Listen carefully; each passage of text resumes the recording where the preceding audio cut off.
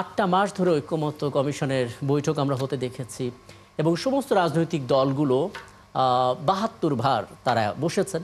প্রথম ধাপে আমরা দেখেছি 33টা রাজনৈতিক দল, পরবর্তী ধাপে 3টা কমে 30টা রাজনৈতিক দল। সেই 30টা রাজনৈতিক দলের ভিতরে আজকে আমরা 25টি রাজনৈতিক দলকে স্বাক্ষর করতে দেখলাম, 5টি দেখলাম না, তাদের নিজ নিজ যুক্তি আছে সেখানে।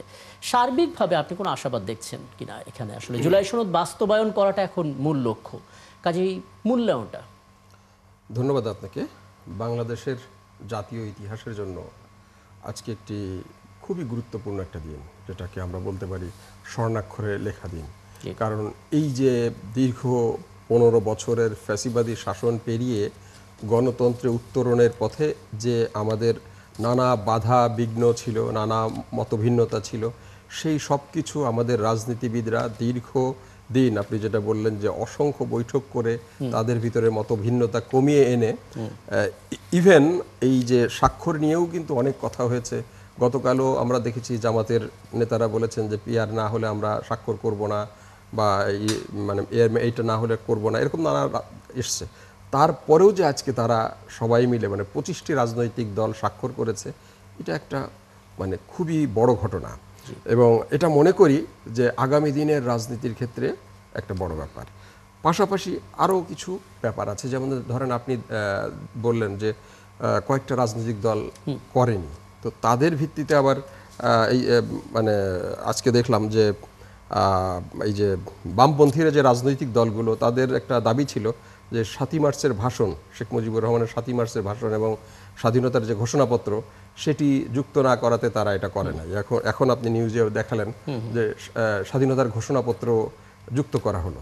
তো এই যুক্ত করাতে আবার একটা জটিলতা তৈরি করা হলো কিনা আমি জানি না। এখানে বিএনপির একজন নেতা আছেন, তিনি বলবেন, কারণ স্বাধীনতার ঘোষণাপত্রে কিন্তু খুব স্পষ্ট ভাষায় লেখা আছে যে শেখ মুজিবুর রহমান, বঙ্গবন্ধু শেখ মুজিবুর রহমান 1971 সালের 26শে মার্চ ঢাকায় যথাযথভাবে স্বাধীনতার ঘোষণা দিয়েছেন। তো যেহেতু বিএনপি দলীয়ভাবে মনে করে জিয়াউর রহমান স্বাধীনতার ঘোষক, এবং পাশাপাশি শেখ মুজিবুর রহমান ঢাকায় স্বাধীনতার ঘোষণা আদৌ দিয়েছেন কিনা এটা নিয়ে বেশ আমাদের ইতিহাসের বিতর্ক আছে। তো সেই জায়গায় আবার একটা এইটা ঘোষণার ফলে আরেকটা জটিলতা তৈরি হবে কিনা সেটা একটা মানে ব্যাপার আছে। একটু পরিষ্কার হয়ে আসি, তারপর এখান থেকে আলাপটা শুরু করি, যেহেতু অ্যাডভোকেট জাকির হোসেন। এখানে আমি আরেকটু কথা বলি। দেখেন, আজকে খুব মানে এরকম একটা ঐতিহাসিক দিন শুরু হয়েছিল খুব বাজে একটা জায়গা থেকে, সেখানে আমি একটু কথাটা বলি। সেটা হলো যে আমরা দেখলাম যে জুলাই যোদ্ধা নামে একটা সংগঠনের তরফ থেকে, আমার না এখানে টকিং পয়েন্টে আমি জুলাই যোদ্ধাটা রেখেছি, কারণ এটা করে আলাদা করে জানতে চাই, কারণ জুলাই যোদ্ধাদের তালিকায় আমরা স্পষ্ট করতে পারিনি। তাহলে আমরা কিসের ভিত্তিতে আমি পুনর্বাসনের যে উদ্যোগ সেটা আসলে নিব, আমি এটা নিয়ে কথা বলবো। তবে তার আগে যেই অংশগুলো, অর্থাৎ স্বাধীনতার যে ঘোষণাপত্র, সেটাকে যে যুক্ত করা হয়েছে বা রেখে দেওয়া হয়েছে, বদলানো হয়নি বা বাদ দেওয়া হয়নি, এটার ইম্প্যাক্টটা কী পড়তে পারে সেটা একটু জানার চেষ্টা করি। জনাব অ্যাডভোকেট জাকির হোসেন ভূঁইয়া, আপনাকে আমন্ত্রণ জানাচ্ছি এবং অভিনন্দনও জানাচ্ছি বটে, কারণ আজকে একটা ঐতিহাসিক দিন। জুলাই সনদের মাধ্যমে নতুন বাংলাদেশের যাত্রা শুরু হলো এবং বলা হচ্ছে আর কোনো ফ্যাসিবাদের জন্ম এখানে হবে না এবং আমরা সভ্য জাতি হব, যেটা অনেকের ঈর্ষণীয় কারণও হয়ে উঠবো আমরা ধীরে ধীরে। যেটা আপনার কাছে জানতে চাই যে শুরুতে এই 150-এর 2 অনুচ্ছেদে যে 3টা অংশ রয়েছে, আপনি আইনের মানুষ, আপনি আরও ভালো জানবেন যে পঞ্চম, ষষ্ঠ এবং সপ্তম তফসিল, এই 3টাই বাতিল করে দিয়েছিল আসলে জুলাই সনদে। পরবর্তীতে বাম দলগুলো আপত্তি করলো, তখন পঞ্চম আর ষষ্ঠটা বাদ দেওয়া হলো, অর্থাৎ 7ই মার্চের ভাষণটা এবং একই সঙ্গে বঙ্গবন্ধু দেয়া স্বাধীনতার ঘোষণা, এরকম একটা কথা ছিল। এই দুটোকে বাদ দিয়ে রাখা হলো 10ই এপ্রিল 1971 মুজিবনগর সরকারের জারি করা স্বাধীনতার ঘোষণাপত্র। স্বাধীনতার ঘোষণাপত্রটাই যদি জারি থাকে, আপনি আসলে নতুন কোনো সংকট এখানে দেখেন কি না? কারণ এখানের ভাষাগুলো তো আপনি শুনলেন, মেহেদী হাসান পলাশ বললেন। জি, ধন্যবাদ আপনাকে, ধন্যবাদ 71 টিভি যারা দেখছেন, আলোচক যারা আছেন সবাইকে ধন্যবাদ। আসসালামু আলাইকুম। যে আসলে আজকে বাংলাদেশের ইতিহাসে একটি বিশাল অর্জনের দিন। আজকের এই বহুল কাঙ্ক্ষিত জাতীয় জুলাই সনদ 2025 আজকে বাস্তবায়নের মধ্য দিয়ে, স্বাক্ষরের মধ্য দিয়ে, এটা বাংলাদেশের ইতিহাসকে বিশ্বের দরবারে নতুন ভাবে পরিচিতি করবে। এবং আমাদের প্রধান উপদেষ্টা খুব চমৎকার ভাবে বলেছেন যে এই জুলাই সনদ এই স্বাক্ষরের মধ্য দিয়ে, জুলাই সনদ বাস্তবায়নের মধ্য দিয়ে পৃথিবীর মানুষ জানবে, দেখবে এবং শিখবে। আমাদের এখান থেকে তারা জানবে এবং আমরা একটা সভ্য জাতি হিসাবে প্রতিষ্ঠা পাবো। এবং এরই মধ্য দিয়ে আগামী নির্বাচন 2026-এর ফেব্রুয়ারি প্রথমার্ধে যে নির্বাচনটা হবে তার মধ্য দিয়ে, এই স্বাক্ষরের মধ্য দিয়ে সুস্পষ্ট হলো জনগণের মধ্যে অনেক ধরনের প্রভাব ছিল যে নির্বাচন আদৌ হবে কিনা, কিভাবে হবে, সেই বিষয়টা আজকে প্রধান উপদেষ্টা পরিষ্কার করে দিয়েছেন। এবং জুলাই সনদে আজকে যে ভিত্তিপ্রস্তর স্থাপনের মধ্য দিয়ে একটি অবাধ সামনে নির্বাচন হবে এবং সেই নির্বাচনের মধ্য দিয়ে বাংলাদেশের মানুষ তার গণতান্ত্রিক অধিকার ফিরে পাবে। দীর্ঘ 17 বছর কষ্ট, জুলুম, হত্যা, নির্যাতন, গুমের মধ্য দিয়ে নতুন বাংলাদেশের স্বপ্ন দেখে মানুষ সেটা শিখবে। এবং প্রধান উপদেষ্টা বলেছিলেন এটা পাঠ্যক্রমে, হ্যাঁ, এবং এই প্রত্যাশা আসলে সবাই করছে, কিন্তু যেটা আপনার কাছে সুনির্দিষ্টভাবে জানতে চাই, তাহলে আলাপটা এগোতে সুবিধা হয়, সেটা হচ্ছে স্বাধীনতার ঘোষণাপত্র, সেটা আসলে ঠিকঠাক রাখা হয়েছে আসলে এই জুলাই সনদে? স্বাধীনতার ঘোষণাপত্রটা আজকে যেভাবে বলা হচ্ছে এটা কিন্তু পরিষ্কার বিষয় না, কিন্তু কারণ বাংলাদেশ স্বাধীনতার ঘোষণা শহীদ রাষ্ট্রপতি জিয়াউর রহমান স্বাধীনতার ঘোষণা দিয়েছেন, এইটা সর্বজন বিদিত। সো এইখানের মধ্যে সর্বজন স্বীকৃত যে বিষয়টি, সেটা নিয়ে আসলে এখানে প্রশ্নের কিছু নাই। এটা বাংলাদেশের জনগণ সবাই জানে বিষয়টা। এখন আরো এই বিষয়টা যখন ফাইনাল করা হবে তখন জিনিসটা জানা যাবে এখানে আসলে কি সন্নিবেশ করা হচ্ছে না। এখানে আমি অ্যাডভোকেট জাকির হোসেন, আমি আপনাকে সরাসরি প্রশ্নটা করতে চাই। আপনি তো মানে স্বাধীনতার যে ঘোষণাপত্র, আপনি একজন আইনজীবী হিসাবে অবশ্যই জানেন স্বাধীনতার ঘোষণাপত্রটা কি, এবং স্বাধীনতার ঘোষণাপত্রে পরিষ্কারভাবে বলা আছে যে এই 1971 সালের 26শে মার্চ বঙ্গবন্ধু শেখ মুজিবুর রহমান ঢাকায় যথাযথভাবে স্বাধীনতার ঘোষণা দিয়েছিলেন। তো সেই যে বিষয়টা, সেইখান থেকে আপনারা তো মানে বিএনপি দলীয়ভাবে তার অবস্থান হলো আপনার শহীদ প্রেসিডেন্ট জিয়াউর রহমান স্বাধীনতার ঘোষক। তো যদি এই স্বাধীনতার ঘোষণাপত্র মানে আমাদের এই জুলাই সনদের মধ্যে থাকে, এবং জুলাই সনদের মধ্যে থাকার অর্থ হলো যে সংবিধানের পরবর্তী সংবিধানের তফসিলের ভিতরে এটা সংযুক্ত হবে, তো সেটা কি আপনারা মেনে নেবেন কিনা, আমি সরাসরি আপনার কাছ থেকে এই উত্তরটা জানতে চাচ্ছি। এই বিষয়টা যেহেতু নোট অফ ডিসেন্ট এখানে আছে, এই বিষয়টা সরাসরি মেনে নেওয়ার সুযোগ নাই, কারণ এখানে স্বাধীনতার ঘোষণা দিয়েছেন শহীদ রাষ্ট্রপতি জিয়াউর রহমান। সো এখানে আমি মনে করি না ব্যক্তিগতভাবে যে এটা মেনে নেওয়ার মতো কোনো সুযোগ এখানে বিএনপিতে আছে। আচ্ছা, পরিষ্কার করলেন। আমি এটা নিয়ে সময় থাকলে আলাপটা আরেকটু বাড়াবো। আমি এখানে ছোট করে জনাব আলাউদ্দিন মোহাম্মদ, এনসিপির যুগ্ম সদস্য সচিব, আপনাকে একটু আমন্ত্রণ জানাই।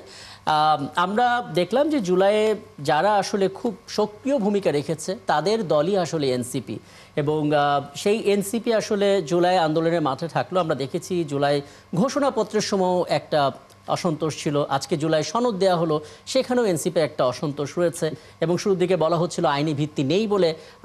এটা পরবর্তীতে আমরা দেখলাম আপনাদের আহ্বায়ক তিনি আবার বলেছেন কিছু রাজনৈতিক দল ঐক্যমত্যের নামে জনগণের সঙ্গে প্রতারণা করে কাগজে সই করেছে। আপনাদের বক্তব্যটা কি একটু বলবেন, মানে কেন আসলে সইটা করা গেল না? ধন্যবাদ।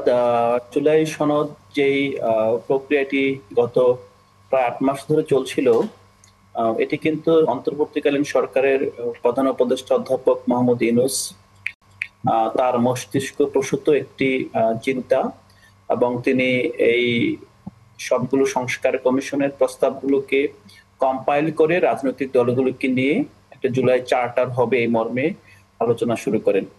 আলোচনা শুরুতে আমরা দেখেছি তিনি রাজনৈতিক দলগুলোকে যে স্প্রেডশিট দিয়েছিলেন, সেখানে এই জুলাই সনদ কিভাবে বাস্তবায়ন হবে তার মোটা দাগে 4টি অপশন তিনি উল্লেখ করেন। প্রথমটি ছিল গণপরিষদ, দ্বিতীয়টি ছিল গণভোট, তৃতীয়টি ছিল অর্ডিন্যান্স, এবং চতুর্থটি ছিল আপনার পরবর্তী সংসদে 2/3 সংখ্যাগরিষ্ঠতার মাধ্যমে বাস্তবায়ন।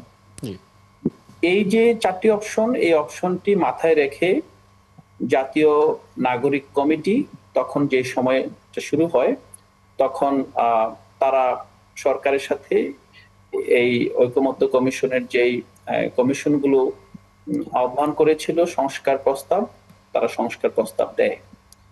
পরবর্তীতে যখন রাজনৈতিক দল হয়, তখন আমরা রাজনৈতিক দল হিসেবে ঐকমত্য কমিশনের যেই আপনার রাজনৈতিক দলগুলোর মধ্যকার যে সংলাপ, সেই সংলাপে শুরু থেকেই শেষ পর্যন্ত অবস্থান নেয়, উইথ দ্যাট হোপ দ্যাট যেহেতু এখানে গণপরিষদের অপশন আছে, গণভোটের অপশন আছে, এই অপশনগুলো ঐকমত্য কমিশনে বিশদভাবে আলোচিত হবে, এবং জুলাই সনদ বাস্তবায়নের জন্য সর্বোত্তম যে পদ্ধতি বেছে নেওয়ার সুযোগ থাকবে সেই পদ্ধতিটি এই ঐকমত্য কমিশন প্রস্তাব করবে অথবা বাস্তবায়নের জন্য সুপারিশ করবে। এই প্রেক্ষাপটে আমাদের পুরো আলাপ আলোচনার পর যখন সর্বশেষ অধিবেশন হলো ঐকমত্য কমিশনের বাস্তবায়ন প্রক্রিয়া নিয়ে, আমরা দেখেছি রাজনৈতিক দলগুলো সংবিধান এবং পরবর্তী সংসদে গিয়ে যে 2/3 মাধ্যমেই এগুলো বাস্তবায়নের একমাত্র পদ্ধতি, সেই জায়গা থেকে সরে এসে গণভোট পর্যন্ত তারা এখানে রাজি হলেন যে গণভোটের মাধ্যমে। আচ্ছা জনাব আলাউদ্দিন মোহাম্মদ, আমি এই জায়গায় আপনাকে একটু থামে, একটা ছোট্ট বিরতিতে যেতে হচ্ছে, আমি আলাপটা এখান থেকেই এগোবো, কিন্তু আপনি শুধু আমাকে যখন বিরতি থেকে ফিরে আসবো তখন এই জায়গাটা একটু স্পষ্ট করবেন যে আপনাদের কেন মনে হচ্ছে যে কিছু রাজনৈতিক দলকে সুবিধা দেওয়া হচ্ছে, মানে এই মানে কনফিউশনের জায়গাটা আসলে কেন তৈরি হলো। আলাউদ্দিন মোহাম্মদ, আপনার সঙ্গে একটা বিষয় নিয়ে আলাপ হচ্ছিল, সাথে আরো কিছু হয়তো মেহেদী হাসান পলাশ যুক্ত করতে যাচ্ছেন। আমি আলাউদ্দিন মোহাম্মদ, আপনি যে প্রশ্নটা করেছেন, আমি আরও কয়েকটি ছোট ছোট প্রশ্ন রাখতে চাই, তিনি একবারে যদি উত্তর দেন ভালো হয় আমার মনে হয়। প্রথমত, এই জুলাই সনদ স্বাক্ষরের আরও কয়েকটা দিন বাকি আছে, আপনারা আজকে করেন নাই, বাট সামনে করার কোনো সম্ভাবনা আছে কিনা, এটা একটা। দ্বিতীয়ত, আমরা সোশ্যাল মিডিয়ায় দেখতে পাচ্ছি যে খুব আলোচনা যে এনসিপি ট্রেন মিস করে ফেলেছে বা জুলাই সনদ স্বাক্ষর না করলে তারা রাজনীতিতে অপাঙ্ক্তেয় অপ্রাসঙ্গিক হয়ে পড়তে পারে, আপনি সেরকম কিছু মনে করেন কিনা। 3 নম্বর একটা ছোট বড় প্রশ্ন, যদি জুলাই সনদে আপনারা স্বাক্ষর করতে নাই পারেন এবং এভাবেই যদি জুলাই সনদ এগিয়ে চলে যায় আপনাদেরকে ফেলে রেখেই, তো সেই ক্ষেত্রে আপনাদের নির্বাচনে অংশগ্রহণ মানে এভাবে আপনারা করবেন কিনা, যে আপনারা জুলাই সনদে স্বাক্ষর করলেন না কিন্তু এভাবেই নির্বাচনে চলে গেল, সেক্ষেত্রে এটা আপনাদের নির্বাচনে অংশগ্রহণ করা এবং না করার উপর কোনো প্রভাব পড়বে কিনা। লাস্ট ছোট্ট একটা প্রশ্ন, আপনাদের যিনি হাসনাত আব্দুল্লাহ, তিনি বলেছেন যে কিছু কিছু রাজনৈতিক দল এনসিপির সাথে জুলাই সনদ স্বাক্ষর নিয়ে প্রতারণা করেছে, জামাত ইসলামের নায়েবে আমিরও বলেছেন, যদিও ভিন্ন একটি প্রেক্ষাপট। আমার প্রশ্নটা হলো যে কারা আপনাদের সাথে প্রতারণা করেছে এবং কিভাবে প্রতারণা করেছে, একটু যদি উত্তর দেন। জি, আলাউদ্দিন মোহাম্মদ। ধন্যবাদ পলাশ ভাই। আমি যেই প্রেক্ষাপটটি বলছিলাম সেখান থেকে শুরু করি। তো মূলত লাস্ট কয়েক সপ্তাহ যে আলাপ আলোচনা হচ্ছিল, আপনি জানেন যে এটা 15 তারিখে স্বাক্ষর অনুষ্ঠান ছিল, এটাকে আরো 2 দিন বাড়ানো হয়েছে পার্টিসিপেশনের স্বার্থে। কিন্তু আমরা দেখেছি আসলে পার্টিসিপেশনটা বড় বিষয় না, এখানে মূলত নেগোসিয়েশনটা আরো কত কম্প্যাক্ট করা যায় এবং এটাকে আরো কিছু অর্থবহ অর্জনের দিকে কিভাবে নিয়ে যাওয়া যায় সেটা এখানে একটা বড় ভূমিকা রেখেছে।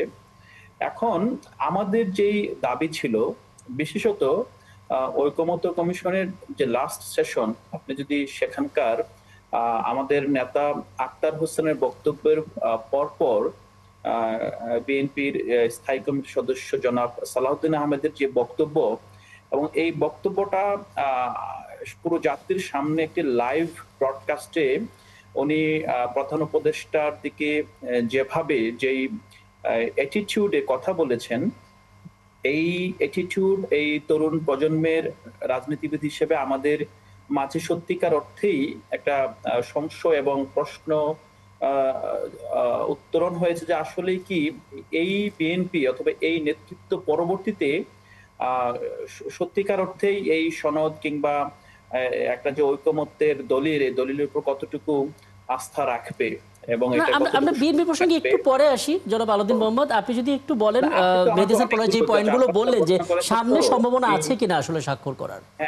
আমাকে একটু অনেকগুলো প্রশ্ন করেছেন, আমি একটু সংক্ষেপে এবং দ্রুত। জি, এখন এই অ্যাটিটিউডের পর কিন্তু আমাদের মধ্যে একটা মানে ভাবোদয় হলো যে আসলে কি মানে আমাদের যদি যে দাবিটা ছিল যে আমরা মিনিমাম বাস্তবায়নের যে একটা খসড়া সেটা প্রকাশ করার পূর্বে এই সনদে স্বাক্ষর করে কি আমরা জিম্মি হয়ে যাব কিনা, এবং জাতির সামনে আমরা জাতির সাথে প্রতারণা করছি অথবা জুলাইয়ের সাথে প্রতারণা করছি এই ধরনের একটা ইমেজও আসে কিনা। কারণ বাংলাদেশের অতীতের যে অভিজ্ঞতা আমাদেরকে যেটা শিখায় যে এই ধরনের আপনার মানে শুধু বাকওয়াজির উপর আস্থা রেখে জাতি বারবার প্রতারিত হয়েছে। তো সেই প্রেক্ষাপটে আমরা সিদ্ধান্ত নিয়েছিলাম, আমরা দাবি জানিয়েছিলাম আমাদের যেহেতু সরকার করবেই এবং জুলাই সনদ বাস্তবায়ন আদেশ হবেই, তো কিভাবে হবে না মানে এটা কবে হবে এই টাইমলাইনটা আমাদের যে প্রত্যাশা ছিল এটা খুব বেশি আপনার বড় দাবি ছিল না। দ্বিতীয়ত হলো যে আমরা বিশ্বাস করি যে সরকার যেহেতু অনেকগুলো রাজনৈতিক দল মিলে 25টি দল মিলে ইতিমধ্যে স্বাক্ষর হয়েছে এবং তারাও কিন্তু একটা আস্থার জায়গা নিয়ে স্বাক্ষর করেছে। সবারই কিন্তু একই কনসার্ন যে এই সনদটা আইনি ভিত্তি পাবে এবং জুলাই সনদ বাস্তবায়ন আদেশ দিয়েই গণভোটে যাবে। তখন আমাদের জায়গাটা ছিল উই আর ভেরি সিরিয়াস যে আসলে এটা এনশিওর না করে আসলে স্বাক্ষর করাটা আমরা মানে যথোপযুক্ত মনে করিনি। বাট আমরা বিশ্বাস করি যদি সরকার এই উদ্যোগটা নেয়, যেহেতু আরো প্রায় আপনার 15 দিন সময় আছে, এই সময়ের মধ্যে অবশ্যই সম্ভব এবং অন্যান্য রাজনৈতিক দলগুলো যারা স্বাক্ষর করেছে তারা অনেকেই এই সরকারের উপর আস্থা রেখেছে যে হ্যাঁ সরকার এটা আপনার স্বাক্ষরের পর এই দাবিগুলো নিয়ে আপনার কাজ করবে। তো আমাদের এখানে আরেকটা বড় চ্যালেঞ্জ ছিল, সেটা হলো যে যদি আপনার গতকাল ঐকমত্য কমিশনের মেয়াদ না বাড়ানো হতো তাহলে কিন্তু আজকে স্বাক্ষরের মাধ্যমে ঐকমত্য কমিশন একরকম বিলুপ্ত হয়ে যেত, তাদের আর অথরিটি থাকতো না। তাহলে আমরা পরবর্তীতে এই বাস্তবায়ন পদ্ধতি নিয়ে আসলে কার কাছে যেতাম, এটা কিন্তু একটা বড় প্রশ্ন। তাহলে আমি আলোচনাটা যেহেতু একটা দীর্ঘ আলাপের মধ্যে আমরা চলে যাচ্ছি, আমি কি এখানে এভাবে কনক্লুশন করতে পারি যে আপনারা আসলে যেহেতু ঐকমত্য কমিশনের সময়টা বাড়ানো হয়েছে, আলোচনা জারি রাখার সুযোগ আছে, তার মানে আপনারা এখনই জুলাই সনদে স্বাক্ষর আর করবেন না এরকম অবস্থানে নেই, আপনার আলোচনার মাধ্যমে হয়তো সিদ্ধান্তে পরিবর্তন হতে পারে এরকম? অবশ্যই অবশ্যই আমরা কখনোই বলিনি স্বাক্ষর করব না, আমরা বলছি স্বাক্ষরের আগে আমরা এই বিষয়গুলো আমরা দেখতে চাই, আমরা না করি নাই কখনো। আচ্ছা, আমি এই একটু আশরাফ আলী আকুন আপনার কাছে আসতে চাই এবং দুঃখ প্রকাশ করছি কারণ দীর্ঘ সময় ধরে আসলে আপনাকে অপেক্ষায় রেখেছি, কারণ আসলে আলোচনাগুলো ধাপে ধাপে আমরা কভার করছিলাম। আপনি একটু বলবেন আসলে আজকে জুলাই সনদে যে সমস্ত বিষয়গুলো উঠে এসেছে আপনাদের দিক থেকে কোনো রকমের কোনো সংশয় আছে কিনা যে আসলে এই জুলাই সনদ বাস্তবায়ন হওয়ার পথে নতুন চ্যালেঞ্জ আসতে পারে বা আপনাদের যে চাওয়া সেটার প্রতিফলন ঘটেনি বা নতুন করে ফ্যাসিবাদ ফিরে আসতে পারে, কেন কোনো সংশয় আছে কিনা? বিসমিল্লাহির রহমানির রহিম। ধন্যবাদ সঞ্চালক, অন্য সঞ্চালক এবং আমার সহপার্টনার বৃন্দ, ধন্যবাদ দর্শক শ্রোতা মণ্ডলীকে। ব্যাপারটা হলো স্বাধীনতার পর থেকে যারা বিভিন্ন চেতনার নামে এদেশে রাজনীতি করছে, কেউ করছে ৭১-এর চেতনা, কেউ ৯০ চেতনা, কেউ হলো ২৪-এর চেতনা। এই চেতনাধারীরা কিন্তু চেতনার সাথে অনেকটা তামাশা করেছেন, বিশ্বাসঘাতকতা করেছেন। চেতনার যে দাবিগুলো ছিল, মানুষের যে আকাঙ্ক্ষা ছিল, সেগুলো কেউ পূরণ করে নেয়। এইটার উপরে আজকের জুলাই সনদে স্বাক্ষর করাই মানে জনগণের প্রত্যাশা পূরণ নয়, এটা কিরকম বাস্তবায়ন হচ্ছে, এর থেকে জনগণ কতটুকু সুফল পাচ্ছে, এটা হলো আসল বিষয়। এবং একটা সুষ্ঠু নির্বাচন কেমনে হবে আসল বিষয়। এটা ছাড়া এটা কাগজে কলমে আমরা সাইন করলাম, কিন্তু মানলো না কেউ। গণতন্ত্রের অধিকার যারা ক্ষমতায় ছিল তারা তো সবসময় গণতন্ত্র অধিকারকে হরণ করেছে, তারা গণতন্ত্রের সাথে বিশ্বাসঘাতকতা করেছে, তারা গণতন্ত্রের গণকে হত্যা করে একদলীয় শাসন করেছেন, কেউ একক নির্বাচন করেছেন, কেউ দিনের পর রাতে করেছেন। মূল হলো নির্বাচনটা কত সুষ্ঠু সুন্দর হবে, এটা জনগণের চাওয়া পাওয়া। এই যত সংঘাত সংকট সৃষ্টি হয়েছে সব কিন্তু নির্বাচন কেন্দ্র করেই করা হয়েছে। এই নির্বাচনের মাধ্যমে এক এক সময় একটা নির্বাচনের মধ্যে যে অরাজকতা তারা করেছে, এর পরিপ্রেক্ষিতে একটা পরবর্তী একটা ঘটনা। আগে তো অনেক কিছু হয়েছে, এখন কি আশাবাদ পাচ্ছেন? এখন কি আশাবাদ পাচ্ছেন? আগে তো অনেকে অনেক কিছুই করেছে। আশাবাদ তো এক জিনিস, আশা তো অনেক কিছুই করে আশাবাদ, কিন্তু সেটা বাস্তবায়ন তো বড় জিনিস। আশাবাদ তো এটা একটা ভৌতিক জিনিস, সেটা তো বড় কিছু না। আশা তো অনেকেই করি যে এই সরকার, ডক্টর ইউনূস সাহেব একজন আন্তর্জাতিক খ্যাতিসম্পন্ন, একজন শান্তিকামী, নোবেল বিজয়ী। তাহলে এখন কোথায় সংশয়ের জায়গাটা এখনো রয়ে গেছে আপনাদের? তার যে অবস্থাটা, তার তো একটা দল করা বা দলে পৃষ্ঠপোষক করা ঠিক হয় নাই, সেটা দল করেছেন। আবার দলের সাথেই তার দ্বন্দ্ব শুরু হয়েছে। ওনাদেরকে নিয়ে যায় কোথায়? ওনাদেরকে নিয়ে যায় জাতিসংঘে, হ্যাঁ, বিভিন্ন প্রোগ্রামে। এরাই তো এই ঘটনা তো ঠিক হয় নাই। আজকের কারা ওনারা বললেন আমরা ওনাকে খবর দিয়ে নিয়ে আসলাম, ওনারা ছাত্ররা তাদেরকে খবর দিয়ে নিয়ে আসলো, যারা নিয়ে আসলো তাদেরকে উনি উপদেষ্টা বানাইলো।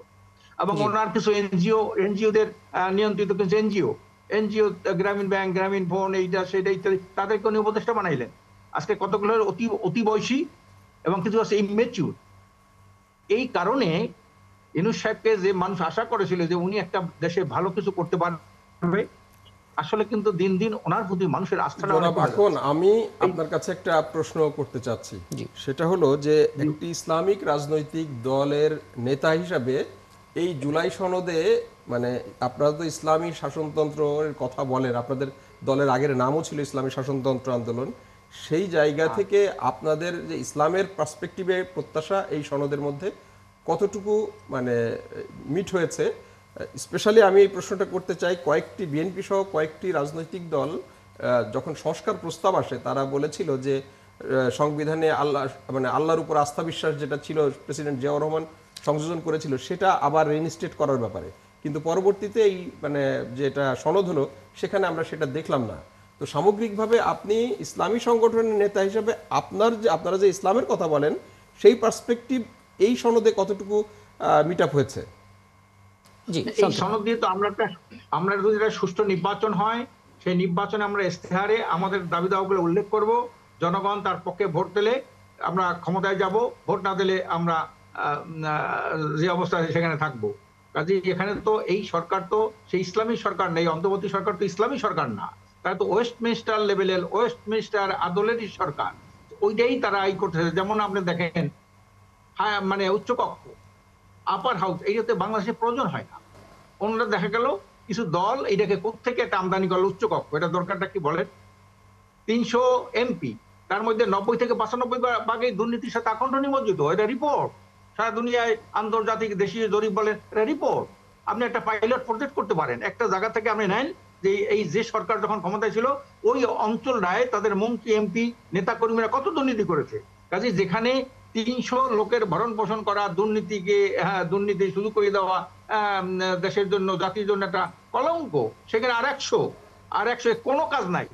আপার হাউসের কোনো আসলেই মূলত কোনো কাজ নাই।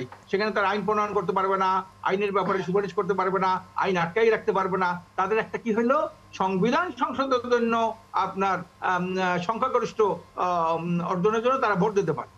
এ হলো আপনার আপার হাউস। সেখানে যারা লোয়ার হাউসে যারা সংখ্যাগরিষ্ঠ হবে তারাই কিন্তু আপার হাউসে বেশি যাবে। এই যে ঘটনাটা, এইটা কিন্তু আমরা বারবার প্রতিবাদ করেছি। আচ্ছা, বুঝতে পারছি আপনাদের জায়গা থেকে আসলে প্রতিবাদ করেছেন, এবং সেই প্রতিবাদের বিষয় নিয়ে আমরাও প্রতিবেদন তৈরি করেছি। যেহেতু ঐকমত্য কমিশনের সময়টা বাড়ানো হয়েছে, নিশ্চয়ই ধাপে ধাপে এগুলোও মীমাংসা হবে, যেহেতু একটা দীর্ঘ সময় অনেক কিছুই আসলে মীমাংসার দিকে গেল। আমি আরেকটা বিষয় নিয়ে একটু কথা বলতে চাই। আমরা আজকে যেটা প্রায় সবকটা গণমাধ্যম দেখলাম এবং আমরা লাইভ করেছি যে ক্ষোভে বিক্ষোভের মধ্য দিয়ে জুলাই সনদের এই অঙ্গীকারনামার 5ম দফা সংশোধন হলো। কি ছিল আমরা দেখতে পেলাম, যেই সংশোধনের বিষয়টা যুক্ত হচ্ছে সেখানে আওয়ামী ফ্যাসিবাদ বিরোধী গণতান্ত্রিক সংগ্রামে গুম খুন এবং নির্যাতনের শিকার হওয়া ব্যক্তিদেরকে তাদের যে দাবি, সেই দাবিগুলো মেনে নেওয়া হয়েছে। অর্থাৎ আওয়ামী ফ্যাসিবাদ বিরোধী শব্দটা যুক্ত করা হয়েছিল, আগে শুধু ফ্যাসিবাদ ছিল। তারপর জুলাই আহতদের রাষ্ট্রীয় বীর এই উপাধিটা যুক্ত করা হলো, মাসিক ভাতা এটা যুক্ত করা হলো, আইনগত দায়মুক্তি অর্থাৎ আহত বীর যোদ্ধাদের আইনগত দায়মুক্তি, মৌলিক অধিকার সুরক্ষা, সাথে নিরাপত্তা নিশ্চিত করা, এই 6টা বিষয় আসলে নতুন দফায় যুক্ত করা হলো। প্রথম কথা, আমি একটু যারা জাকির হোসেন ভূঁইয়া আপনার কাছে আসি, এবং মেহেদী হাসান পলাশ আপনিও যুক্ত হতে পারেন এই আলাপের যে কোনো পর্যায়ে। সেটা হচ্ছে, জাকির হোসেন ভূঁইয়া, আমরা তো জুলাই যোদ্ধা নামটা শুনতে পাচ্ছি, এবং এই জুলাই যোদ্ধা নামটা যখন আমরা বলছি তখন কিন্তু আমরা জানতে পারছি না সামষ্টিকভাবে তাদের সংখ্যাটা কত এবং তাদের পরিচয়ের জায়গাটা কি। ধাপে ধাপে আমরা একটা ডেটাবেস তৈরি করা, আমরা পুনর্বাসন হোক, মাসিক ভাতা হোক, আমরা নিরাপত্তা জোরদার করা হোক, একই সঙ্গে আমরা রাষ্ট্রীয় সম্মাননা সহ নানা কিছু তাদেরকে দিতে চাই, আমরা তাদের কাছে ঋণী, কিন্তু দেবটা কিভাবে, আমরা তো তালিকাটাই তো পারছি না। এবং আজকের দিনে, একটা ঐতিহাসিক দিনে তাদের সঙ্গে যেটা হলো, এটাও তো কাম্য না। সার্বিক বিবেচনা আপনার পর্যবেক্ষণ জানতে চাই শুরুতে। আমি এখানে একটা জাকির হোসেন ভূঁইয়া, আজকের এই যে জুলাই সনদে যে স্বাক্ষরটা ছিল, আজকে একটা বিশাল অনুষ্ঠান এবং এটা জাতির জন্য একটা বিশাল বিষয় ছিল। সেখানে আজকে এই ধরনের জুলাই যোদ্ধারা, সেখানে তাদেরকে আহত করা হলো, তাদেরকে টিয়ার সেল এই ধরনের নিক্ষেপ করা হলো, এই ধরনের দেখলাম আমরা বিভিন্ন মিডিয়া আপনাদের মধ্য দিয়ে। তো বিষয়টি হলো আসলে এইটা 1 বছরের ঊর্ধ্বকাল হয়ে গেল, কিন্তু এইটাকে স্পেসিফিক্যালি কারা কি অবস্থায় ছিল, জুলাই যোদ্ধাদের কি পজিশন ছিল, কিভাবে ছিলেন, কতজন ছিলেন, এই বিষয়গুলি আসলে লিস্ট থাকা উচিত ছিল। এবং এত বড় একটা অনুষ্ঠান, এখানে কিন্তু আসলে এই অনুষ্ঠানটার যে প্রেক্ষাপটে হয়েছিল, আমি মনে করি যে এত বড় একটা অনুষ্ঠানের অনেক কিছুই মিসিং ছিল, এবং সেখানের মধ্যে এই ধরনের একটা ঘটনা ঘটতে পারে, এখানে এটা আহত হওয়া, এখানে হাসপাতালে ভর্তি হওয়া, বিষয়গুলি আসলে অনাকাঙ্ক্ষিত ছিল। এবং এটা আমার মনে হয় কর্তৃপক্ষ যারা এখানে দায়িত্ব নিয়োজিত ছিলেন তাদের এখানে কোনোভাবেই কোনো হেলামি ছিল কিনা এটা দেখার বিষয় আছে, এবং এই ধরনের একটা অবস্থা হওয়া আদৌ ঠিক হয়নি আজকের এই প্রেক্ষাপটে। কারণ যারা যোদ্ধা ছিলেন তাদেরকে নিয়ে এইভাবে করাটা ঠিক হয় নাই, এটা আমি মনে করি।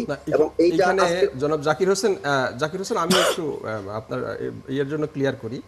এই যে একটা টার্মস বলা হচ্ছে যে জুলাই যোদ্ধা, জি। তো আমাদের আগে প্রথমেই বুঝতে হবে জুলাই যোদ্ধা কারা। এই যে এখানে যে 3টা রাজনৈতিক দল আছে এবং যে 33টা রাজনৈতিক দল যারা এই আলোচনাটা মানে এই সংগ্রামটা করেছে, তারাও তো সেখানেও তো জুলাই যোদ্ধা আছে, অর্থাৎ বিএনপি, জামাত, এনসিপি এবং অন্যান্য যে সমস্ত, তারাও অর্থাৎ তারা যেহেতু সই করেছে, তাহলে আজকে যারা যেই মানে হামলাটা করলো এই জুলাই যোদ্ধা কারা, এটা আমরা কি ফাইন্ড আউট করেছি কিনা, নাম্বার 1। নাম্বার 2 হলো আজকে আমি বলি আপনাকে ক্লিয়ার করি যে প্রধান উপদেষ্টার প্রোগ্রাম, সেখানে কিন্তু রাষ্ট্রের সর্বোচ্চ নিরাপত্তা থাকার কথা, তাহলে কয়েক হাজার লোক কি করে এই নিরাপত্তা ডেঙিয়ে চলে গেল? তারপর আমরা তাদেরকে দেখলাম যে কিছু টি শার্ট পরা, সবাই এক ধরনের টি শার্ট পরা, এই টি শার্ট তাদেরকে কে সাপ্লাই দিয়েছে? তাই না? এটা একটা, এইগুলো বড় প্রশ্নটা হলো তাহলে কি কেউ কি মানে মানে কোনো ব্যক্তি বা দল বা কোনো গোষ্ঠী কি মানে এই জুলাই যোদ্ধা টার্মস ব্যবহার করে গুপ্ত রাজনীতি করতে চাচ্ছে কিনা, বা কোনো ভিন্ন, এটা কি দেখা উচিত কিনা? আজকে যেই আপনার তারা আমরা দেখলাম আপনার নিউজে দেখেছি যে মানে তারা নতুন কর্মসূচি ঘোষণা করেছে, রবিবার থেকে বিভিন্ন ইয়েতে সড়ক অবরোধের কর্মসূচি, জেলায় 3 ঘন্টা করে কর্মসূচি। তো তাহলে আমরা দেখতে পাচ্ছি যে আবার একটা নতুন সংঘাতের দিকে যাচ্ছে। তাহলে এরা কারা? মানে এই জুলাই যোদ্ধা তো বিএনপিতে আছে, এনসিপিতে আছে, জামাতে আছে এবং অন্যান্য সমস্ত রাজনৈতিক দলে আছে। তাহলে এই যে জুলাই যোদ্ধা যারা এই কর্মসূচি ঘোষণা করছে, তাদেরও তো একটা পরিচয় আছে নিশ্চয়ই। তাহলে তারা কারা, এই আইডেন্টিফাই করাটা কি খুবই অত্যন্ত জরুরি কিনা? তারা কি ভিন্ন কোনো ন্যারেটিভ দিয়ে একটা নির্বাচন যখন যাচ্ছে এটা অনিশ্চিত করার চেষ্টা করছে কিনা? এটা একটু জনাব জাকির হোসেন ভূঁইয়া। জি, অবশ্যই এই বিষয়টা আমি সেজন্যই বললাম যে আজকে একটা বিশাল প্রোগ্রাম ছিল, এটা দেশ জাতির জন্য, এটা বিশ্ববাসীর কাছে আজকে জুলাই যে সনদে স্বাক্ষরিত ছিল এখানে কিভাবে হলো, এখানে অবশ্যই দেশের যে গোয়েন্দা বাহিনী ছিল তারা এই বিষয়টা কেন দেখেন নাই, এবং এই বিষয়টি অবশ্যই নজরে আনা উচিত। যারা এটা করছে তারা কোনোভাবেই ঘোলা পানিতে মাছ শিকারের কোনো ষড়যন্ত্র এখানে হচ্ছে কিনা অবশ্যই সরকারকে দেখতে হবে, এই বিষয়টি খতিয়ে দেখতে হবে, এবং ভবিষ্যতে এইরকম ধরনের কোনো ধরনের প্রেক্ষাপট যেন তৈরি করতে না পারে সেদিকে সজাগ দৃষ্টি রাখতে হবে। কারা সেই জুলাই যোদ্ধা, তাদের কি পরিচয়, তাদের কি অবস্থান, এসব পরিষ্কার করে জাতির সামনে বিষয়টি উত্থাপন করা উচিত বলে আমি মনে করি, এবং এটা করা উচিত ইমিডিয়েট, এই বিষয়টি নিয়ে দেখা উচিত বলে আমি মনে করি। আচ্ছা, এক্ষেত্রে যদি একটু আলাউদ্দিন মোহাম্মদ আপনি যুক্ত করেন, মানে এনসিপি বিভিন্ন সময় বিভিন্ন প্রেক্ষাপটে যারা আন্দোলন করে তাদের পাশে গিয়ে সেগুলোতে একাত্মতা প্রকাশ করে যৌক্তিকভাবে বিবেচনায় নিয়ে, কিন্তু আজকে যখন আমরা দেখতে পাচ্ছি যে জুলাই যোদ্ধা হিসেবে যারা নিজেদের দাবিটার জন্য মাঠে নামছে, তাদের দিক থেকে আসলে আপনাদের অবস্থানটা কি? মানে আমরা আসলে আপনাদের দিক থেকে খুব স্পষ্ট করে বলেছেন কি কি কারণে আপনারা আসলে জুলাই সনদে স্বাক্ষর করতে চাচ্ছেন না, কিন্তু আমরা আসলে আপনাদের বক্তব্যে, কথাবার্তায় বিভিন্ন সময় নির্বাচন কেন্দ্রিক পিআর প্রসঙ্গে আসি, কিন্তু জুলাই যোদ্ধাদের নিয়ে খুব একটা কথা বলতে আসলে এনসিপির কাছ থেকে আমরা দেখি না, যতটা অন্যান্য প্রসঙ্গে দেখি। এটাও কি এক ধরনের দূরত্ব তৈরি করছে কিনা আপনাদের সঙ্গে? না, প্রথমত জুলাই যোদ্ধাদের সাথে আমাদের কার্যত বড় দূরত্ব নেই, কারণ আপনি নিশ্চয়ই অবগত আছেন যে এনসিপির পূর্বতর যে 2টা সংগঠন, বৈষম্যবিরোধী ছাত্র আন্দোলন এবং জাতীয় নাগরিক কমিটি, আমাদের 2টা সংগঠনই জুলাই যোদ্ধাদের জন্য সেল ছিল। আর একটু জুলাই যোদ্ধা টার্ম নিয়ে কথা হয়েছে। জুলাই যোদ্ধা হলো সরকার প্রদত্ত যে সার্টিফিকেট যারা পেয়েছে এবং ভাতা পাচ্ছেন, 3 ধরনের জুলাই যোদ্ধা স্বীকৃত সরকারি দলিল মোতাবেক আর কি। তো সেটা একটা সরকারের ডেফিনেশন আছে জুলাই যোদ্ধা কারা। আর আমাদের সাথে মানে আমরা গণঅভ্যুত্থানের পরে দেখেছি সবাই সব দায় আমাদের উপর চাপিয়ে দিচ্ছে যে না, ওদের সরকার পুনর্বাসন করবে অথবা সরকার তাদের দেখভাল করবে। এই সরকারে আমরা সরকার গঠনের ভূমিকা পালন করেছে, তার মানে এই না যে সরকার আমাদের সব কথা শুনে। আপনারা নিশ্চয়ই অবগত আছেন যেই এখন যে লিস্টটা এখন আছে, সেই লিস্টটা তৈরি করেছে বৈষম্যবিরোধী ছাত্র আন্দোলনের আপনার স্বাস্থ্য বিষয়ক উপকমিটি, যেটা স্বাস্থ্য মন্ত্রণালয়ের সাথে যৌথভাবে যে ডাটাবেসটা করেছে। আনফরচুনেটলি সেই ডাটাবেসটার পরে এখন পর্যন্ত সেখানে নতুন কোনো এডিশন কিংবা ডাটা স্ক্রিনিং অথবা ডাটা মাইনিং করে এটাকে একটা কোনো আপনার ফাইনাল কোনো রূপ দেওয়া হয়নি। সো এইটা আসলে এটা খুব অন্যায় হবে যদি আমাদের দিকে এই বলাটা হয় যে আসলে আমরা কেন দায় নিতে পারিনি, আমরা তাদের জন্য কাজ করেছি। দায় নিতে কথা বলা হচ্ছে না জনাব আলাউদ্দিন মোহাম্মদ, কণ্ঠস্বরের কথা বলা হচ্ছে।